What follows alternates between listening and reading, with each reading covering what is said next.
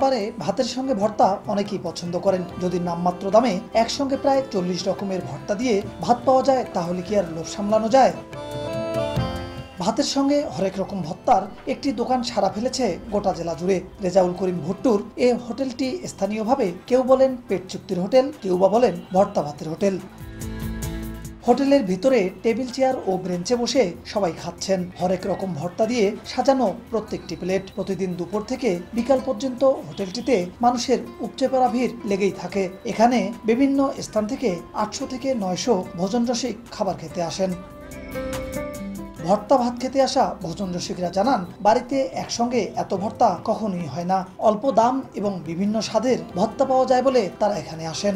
যারা আসলে ভোজন রসিক বা খেতে বেশি আগ্রহী বা ইচ্ছা পোষণ করেন তাদের জন্য খুব ভালো হবে এবং খাবারটা খুব টেস্টি। এখানে অনেক প্রকার ভর্তা দিয়ে এই হোটেলে ভাত বিক্রি হয়, তো আমার ভালো লাগলো। ভর্তাগুলি অনেকগুলি ভর্তা খাওয়ার জন্য মূলত মানুষ আছে। আমাদের ভর্তাগুলো ফ্রেশ হয়।